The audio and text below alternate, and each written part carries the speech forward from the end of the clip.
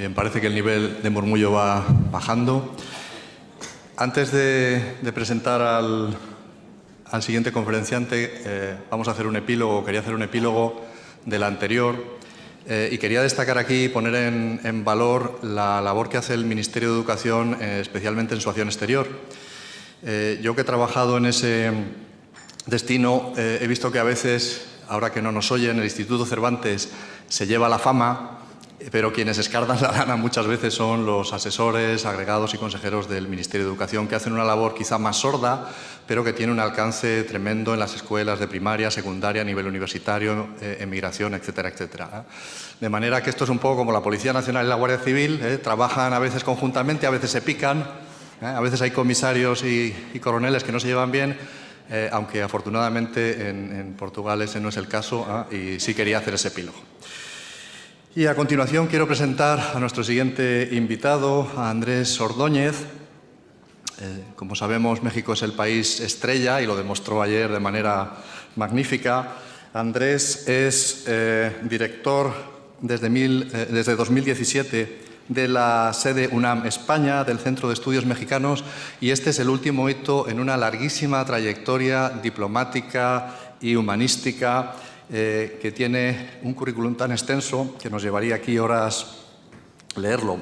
Les cito, por ejemplo, que es miembro de carrera del Servicio Exterior Mexicano, en el cual ostenta el rango de ministro, que en el ámbito diplomático se ha desempeñado como secretario técnico de Relaciones Exteriores, asesor del secretario de Relaciones Exteriores, asesor del subsecretario para Asuntos Multilaterales, director de América del Sur, director para Asuntos Políticos en el área de Naciones Unidas. Vamos, que ha mandado muchísimo.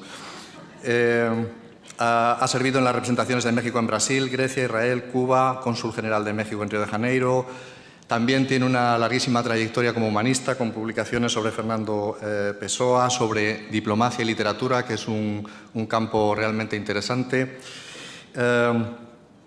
etcétera, etcétera, etcétera, etcétera. Esa es, como decía García Montero el otro día, la parte del currículum conocida, comentada. Luego hay, al igual que en las palabras, esa parte íntima, esa parte de lo que sucede en los congresos. Conocemos a personas, hablamos con ellas, tenemos trato y tenemos otra imagen de él. Y yo tengo la imagen de Andrés, de estar ayer conversando, hablar sobre Cabrera Infante, sobre Alejo Carpentier, sobre Fernando del Paso, un escritor que yo no he leído y que voy a leer gracias a su recomendación. Hablamos mal de otros escritores, que no es momento de mencionar aquí, de series españolas, y eso creo que también forma parte de los congresos, igual que forma parte de las palabras, las connotaciones que tienen para cada uno de nosotros. Así que para mí es un gusto y un placer inmenso presentar a Andrés Ordóñez.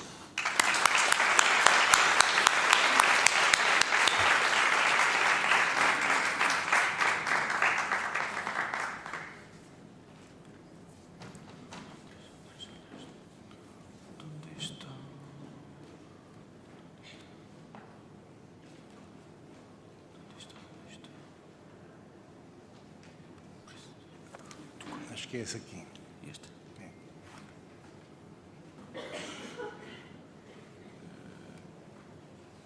Pronto, obrigado. Bom, eu começo agradecendo aos organizadores do Congresso a honra de ter me convidado, especialmente sendo o Portugal um país tão perto do meu coração e tão importante na minha história pessoal. Muito obrigado.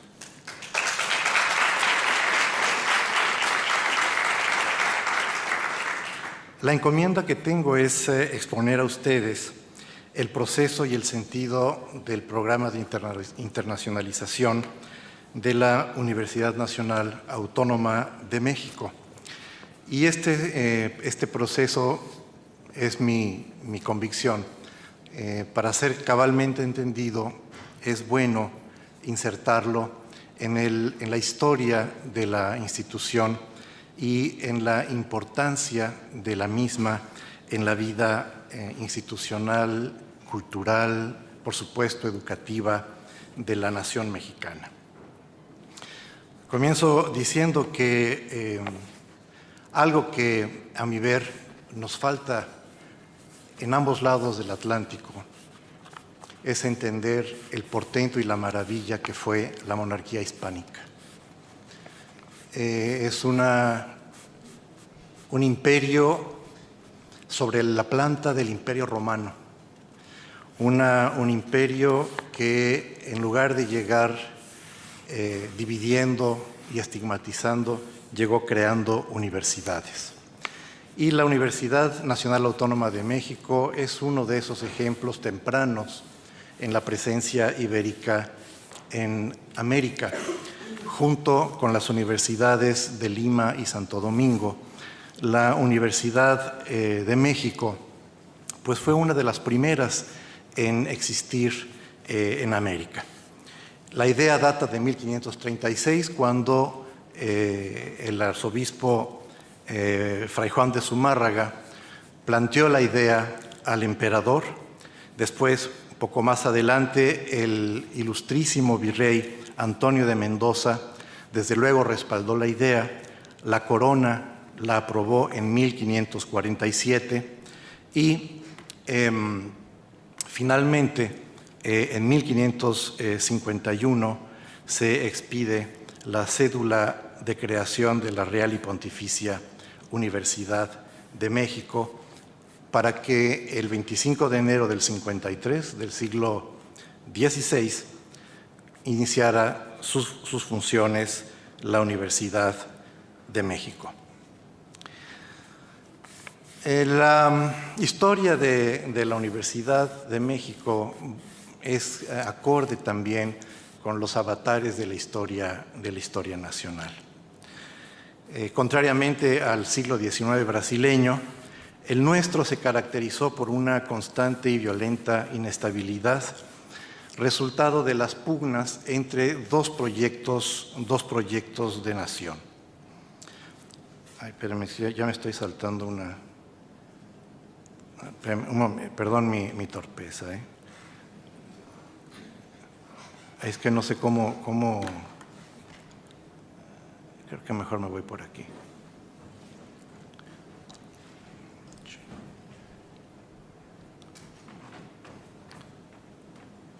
Ya, ahora sí ya. No, ya, es que ya entendí cómo se maneja. Sí. Vale.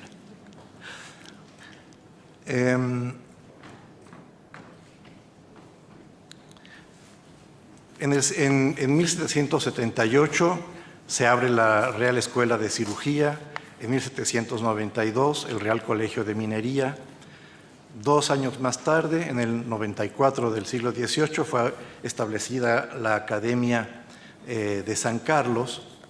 Y hay que decir también que nuestra universidad, en su origen, surge sobre la planta de la Universidad de Salamanca, institución con la que hasta la fecha tenemos una relación privilegiada y sin duda estratégica.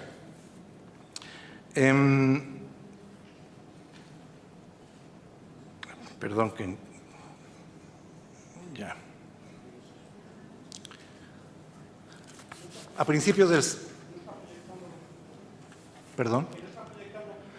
No, es que todavía no quiero proyectar la siguiente.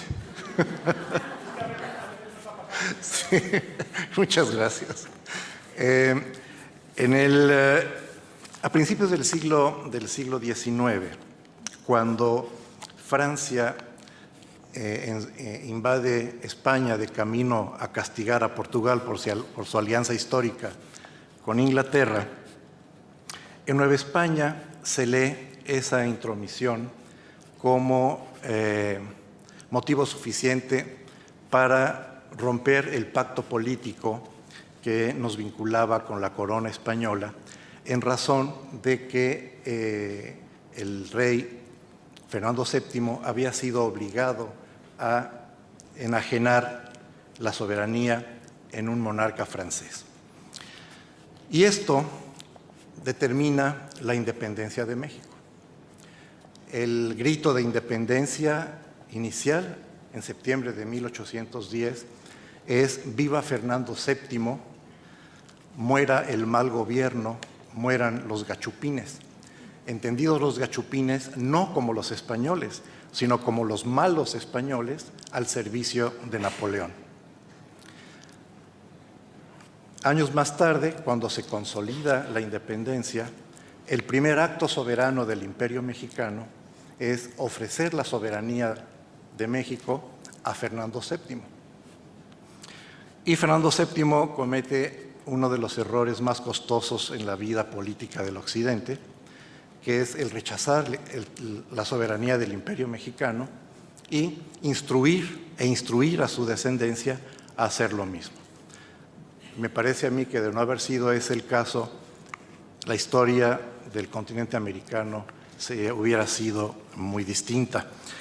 Pero eso, para nuestros fines en la universidad, eso determinó que la universidad perdiera su título de real y pontificia y pasara a llamarse simple y llanamente Universidad de México. Decía yo que el siglo XIX brasileño fue caracterizado por su enorme estabilidad y en contraste el siglo mexicano por todo lo contrario. En esas guerras entre dos proyectos de nación, el conservador o tradicionalista, muy vinculado, que identificaba la viabilidad hacia la modernidad en el modelo europeo, y aquellos que identificaban la viabilidad a la modernidad con el modelo estadounidense, es decir, los liberales. Nuestra universidad, pues, sufrió esos embates y fue intermitente, abierta y cerrada hasta 1850 y... Ay, me desespero esto, no sé cómo... Sí, hasta hacia mediados del siglo XIX. Y durante el último intento de vinculación con Europa, es decir, durante el Segundo Imperio, el emperador Maximiliano la reabre, finalmente la clausura, y cuando la República es restaurada, finalmente con el triunfo definitivo de los liberales, es cuando Gabino Barreda introduce la doctrina positivista, que va a ser tan importante en América y en el desarrollo del continente americano. Años más tarde, la presidencia de Porfirio Díaz brinda al país estabilidad, y eso hace a México capaz de recibir la exportación de capitales que la paz armada en Europa propicia, junto con los otros dos países emblemáticos de esa recepción de capitales, que son Brasil y Argentina.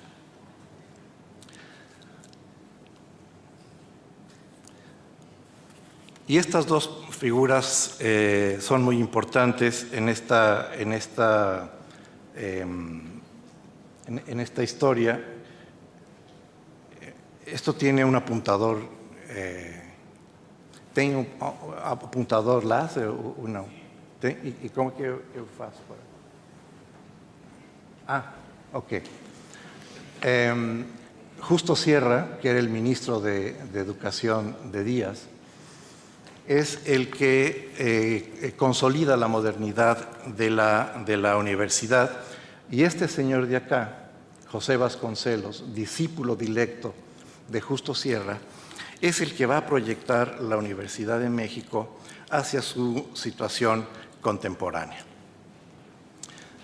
Es gracias a Vasconcelos que la Universidad Nacional Autónoma de México se configura tal como es hoy. En lo simbólico se constituye el escudo del águila mexicana y el cóndor andino como ave bicéfala que protege y despliega el mapa de América Latina desde la frontera con Estados Unidos hasta la Tierra del Fuego.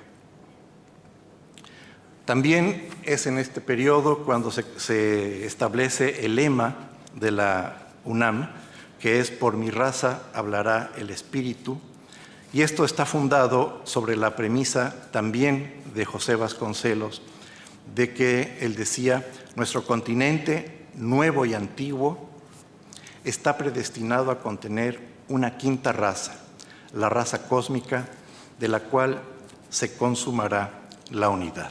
Entonces, ya la voluntad internacional de la actual UNAM, pues nace desde principios del siglo XX. Ya ayer nuestra colega Ana Elena González Treviño nos hablaba del primer esfuerzo de internacionalización en 1921 con la Escuela de Extensión en San Antonio, en Texas.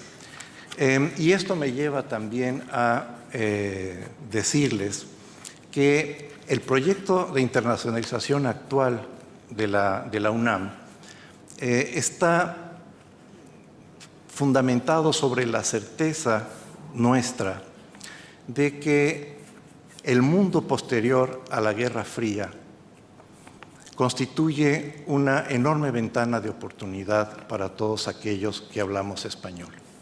¿Por qué? Porque hoy en día vivimos el surgimiento de un esquema multipolar como alternativa al antiguo esquema bipolar de la Guerra Fría.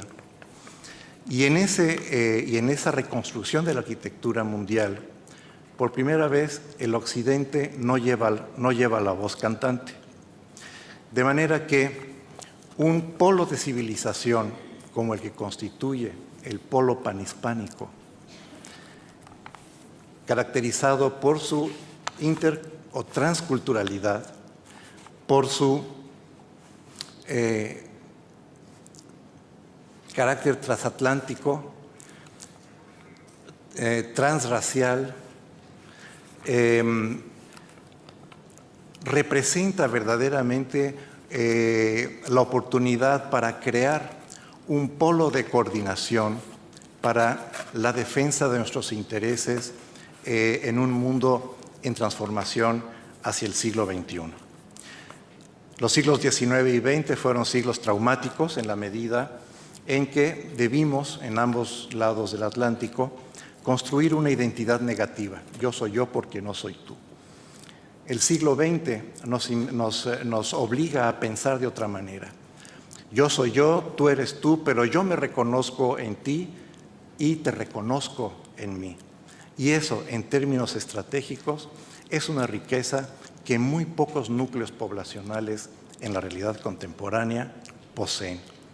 De manera que estamos obligados a reconfigurar nuestro marco de pensamiento. La realidad contemporánea es muchísimo más compleja que nuestro aparato crítico y estamos obligados, insisto, a reconstruir el aparato crítico, incluso para definir las fronteras de nuestra cultura. Seguir hablando de América Latina como un consolidado, o de Iberoamérica como un consolidado limitado por el río Bravo al norte y la Tierra del Fuego al sur, es un error, porque hoy América Latina comienza por lo menos en Nueva York. Por lo menos en Nueva York, ¿no? Y esa potencia que nos caracteriza, ¿no?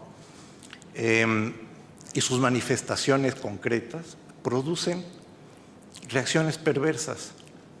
Yo diría que así como la violencia contra las mujeres revela en realidad la irrupción definitiva de lo femenino en la realidad contemporánea, en términos discursivos y de construcción de realidad, de igual manera, el estúpido discurso de Donald Trump revela la irrupción definitiva del mundo hispánico en una realidad contemporánea al norte, ¿no?, que es irrefrenable. De manera que es esta también lo que inspira a nuestra universidad. Fue José Vasconcelos también el que en esas épocas, finales de la década de los 20, conquista definitivamente para la universidad su autonomía. Autonomía quiere decir que no le rinde cuentas al Ministerio de Educación, no le rinde cuentas más que a su población, ejerce su presupuesto de manera autónoma, y todo ello ha implicado retos y oportunidades. Retos porque no ha habido gobierno, ni lo dejará de haber, que no haya pretendido acotar la autonomía, y oportunidades porque esa autonomía ha permitido una capilaridad social histórica y una contribución permanente a la democratización del país. Y esto también hace de la universidad algo sumamente peculiar en términos de su importancia nacional. El ciclo de maduración de la universidad se cierra en los años 30 con la llegada del exilio republicano español. Con el exilio republicano español llega pues toda la tradición de Giner de los Ríos, ¿no? Y toda una pléyade de académicos que lo que hacen, además de alimentar la vida educativa, consolida las prácticas académicas de nuestra universidad. De manera que hoy en día nuestra universidad la componen 356.530 alumnos en esta distribución, ¿no?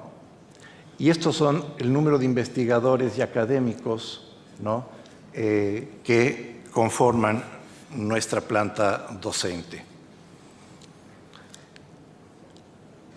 Todos ellos repartidos en esta distribución de facultades, escuelas, centros e institutos de investigación.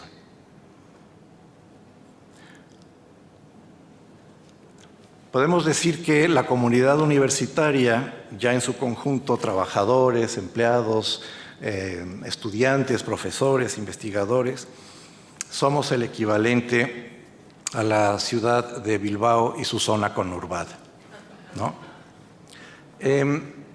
Nuestros académicos, la producción anual ronda estas cifras. Esto es lo que publica anualmente, y tenemos el orgullo de que los 3 premios Nobel mexicanos han pasado por nuestras aulas, y también 2 de los premios Nobel colectivos.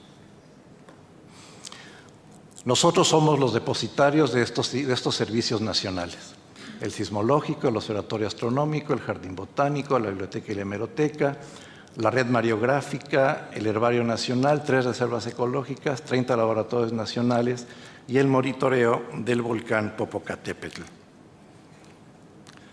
Hay un área muy importante también que es la producción de cultura, y esto es lo que produce la UNAM anualmente: 13.876 actividades artísticas que afectan o que impactan en 2.890.000 personas. Tenemos 26 museos, una estación de radio, un canal de televisión, 18 recintos históricos. Se producen 435.000 grabaciones de cintas, discos, en fin, todo lo que dice aquí. Y, como les decía, esta es la producción editorial en electrónico y papel, lo cual quiere decir que la UNAM publica cada día 6 libros. Estas es las dimensiones infraestructurales de la UNAM. Es el número de edificios, las aulas, los títulos, en fin, es la capacidad de cómputo que tenemos. Ya también Ana Elena nos explicaba ayer la actividad del Centro de Enseñanza para Extranjeros con estos contenidos de sus cursos, ¿no?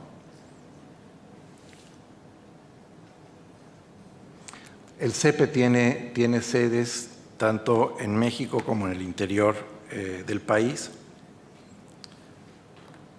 Y las políticas de internacionalización se basan sobre estos postulados, ¿no? la ampliación de la internacionalización en áreas de interés, consolidar el prestigio, ampliar y fortalecer alianzas estratégicas con socios institucionales, fortalecer la inserción de académicos y alumnos de la UNAM, convocar académicos extranjeros a la UNAM y consolidar los valores derivados de la diversidad.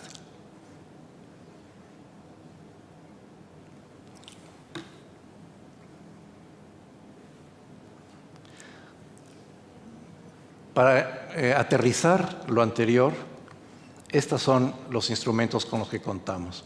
1.109 acuerdos vigentes con instituciones de educación superior, 1.851 académicos de la UNAM en el exterior, 1.878 extranjeros en la UNAM. Este es el número de nuestros alumnos que están en el exterior, y estos son los extranjeros que están en nuestras aulas.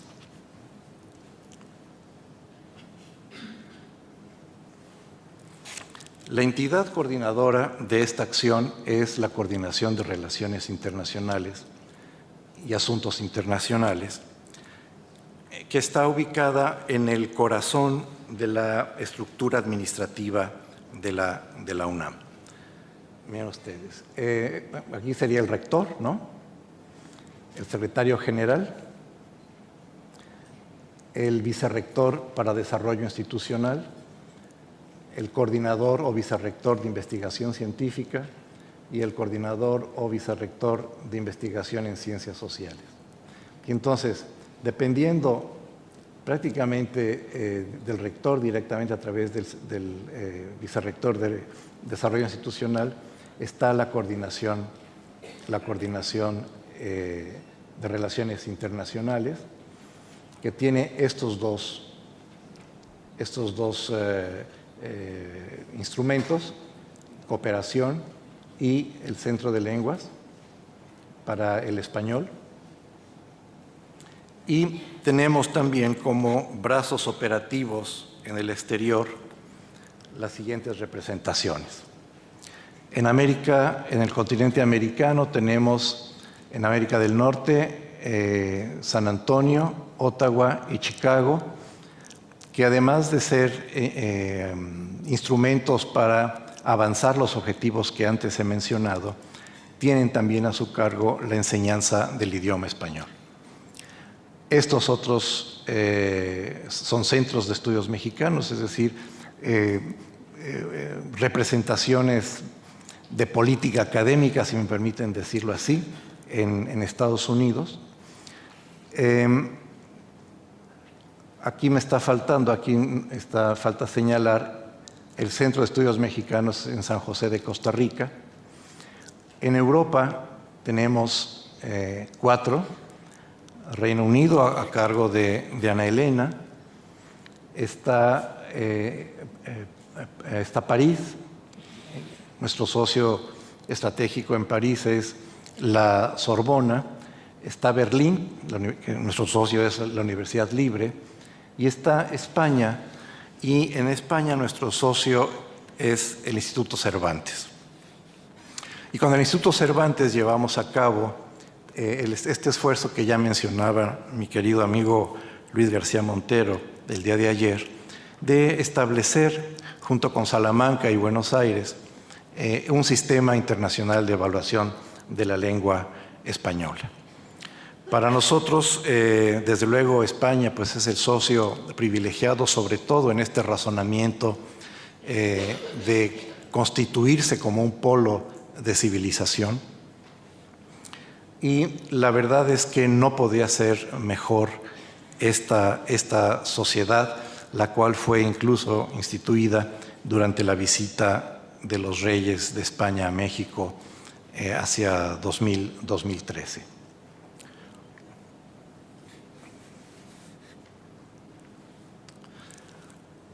En contrapartida, nuestra área internacional es anfitrión o anfitriona de estas instituciones universitarias de 9 países, de estos 9 países.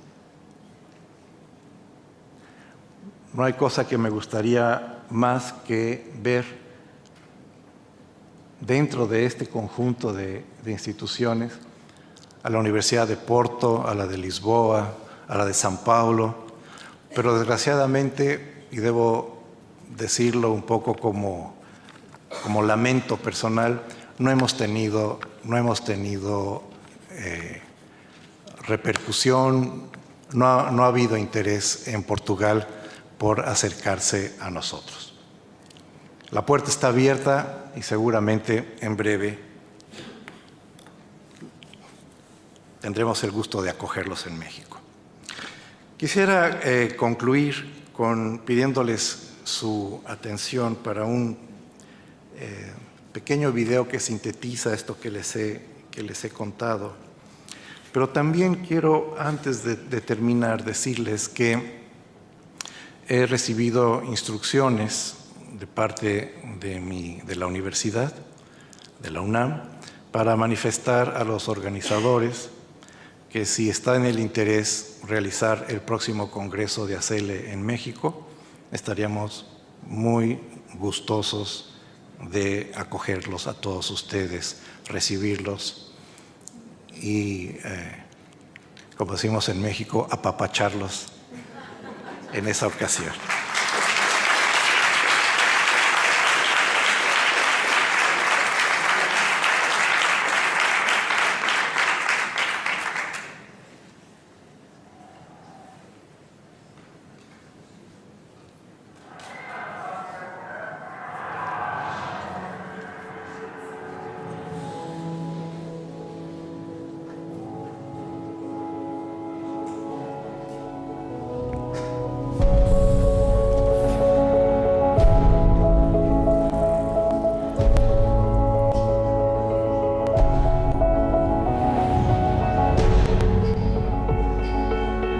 Somos un proyecto educativo fundamental en la historia, en el presente y para el futuro de México.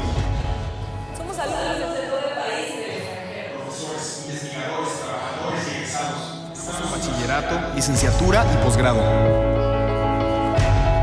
Somos 350,000 alumnos, 40,000 académicos y más de 20,000 trabajadores. Somos la comunidad de universitarios más grande del país. Libres. Mantenemos vivo el pensamiento crítico. Desarrollamos ciencia, tecnología y humanidades. Compartimos el arte y la cultura. Todo desde una comunidad plural que ve hacia el futuro. Somos un espacio en donde se proponen alternativas y soluciones a los problemas nacionales. Nos mueven las ganas de aprender y compartir en un ambiente de diversidad, respeto y unión. Somos una de las instituciones educativas más importantes de América Latina, con más de 120 carreras y 92 planes de estudio de maestría y doctorado.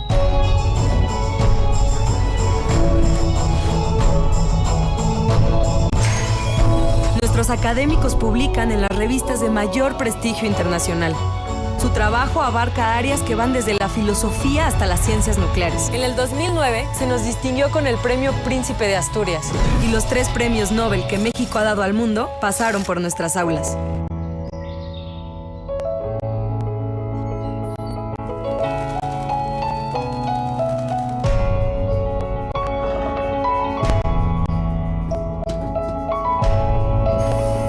Tenemos un canal de televisión y una estación de radio.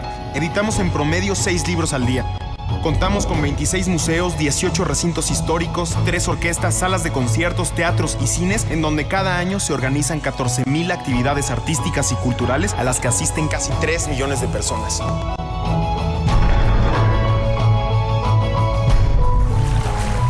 Ofrecemos más de 50 disciplinas deportivas para promover la salud, fortalecer los valores sociales y favorecer el desarrollo integral del ser humano.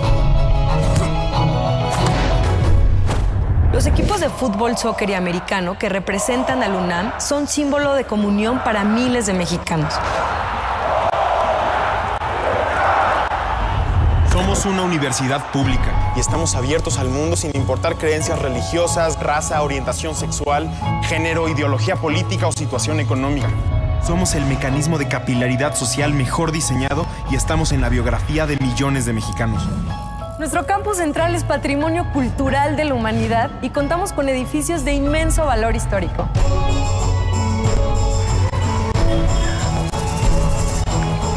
Al UNAM la hacemos todos en donde estemos.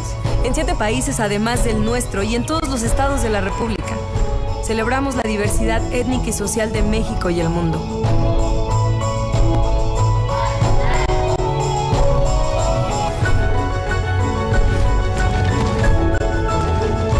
Pero la riqueza más grande que tiene la UNAM es su gente.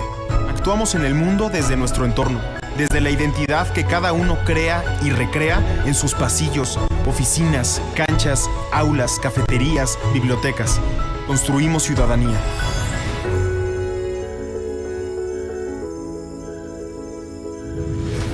Estudiamos el cosmos en el Observatorio de San Pedro Mártir, los mares con nuestros 2 buques oceanográficos. Y tenemos el Servicio Sismológico Nacional. Nuestros expertos monitorean los volcanes. En el herbario y en el jardín botánico resguardamos e investigamos plantas.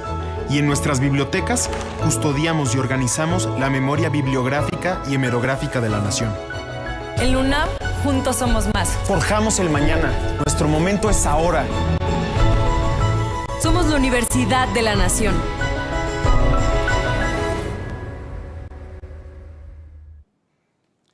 Muito obrigado.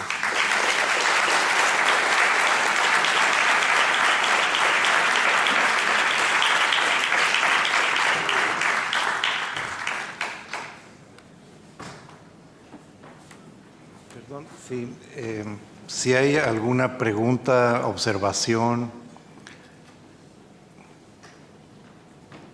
Muchísimas gracias.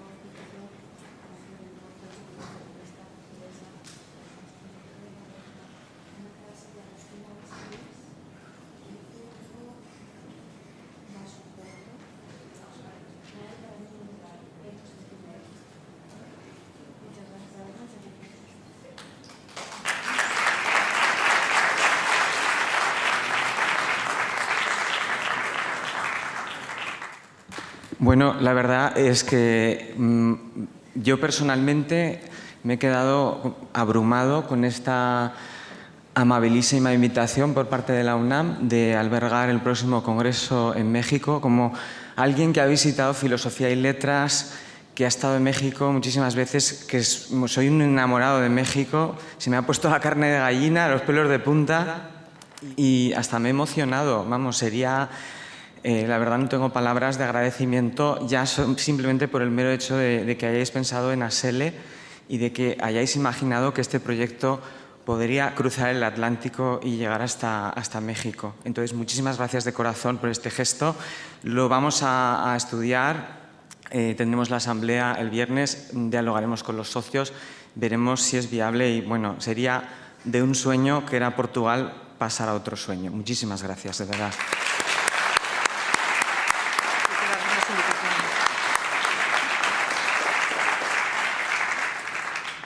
Algunas indicaciones prácticas. En este momento empieza la pausa comida para los socios de APELE, Asociación Portuguesa de Profesores de Español. Está prevista la asamblea general ordinaria en el aula H202. Atención, es APELE, no es ASELE, es APELE. En el aula H202 empieza ahora la asamblea. Me han comunicado que va a ser una asamblea corta y que tendrán tiempo después de comer.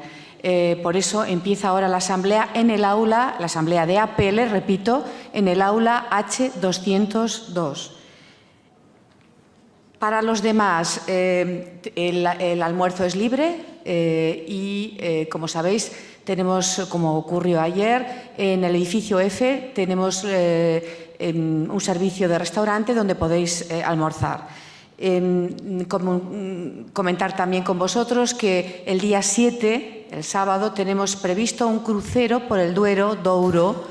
Es una excursión por el río Duero, pero no solo es completa, es el día completo, es conocer una región que hemos dicho que es patrimonio de la humanidad y que tiene gran interés. Todavía hay plazas disponibles, es una cuestión de ir a hablar con nuestra agencia, con Holiday Travel, que tiene su mesa en el salón de eventos. Y creo que nada más. Muchas gracias a todos y un buen almuerzo. Gracias.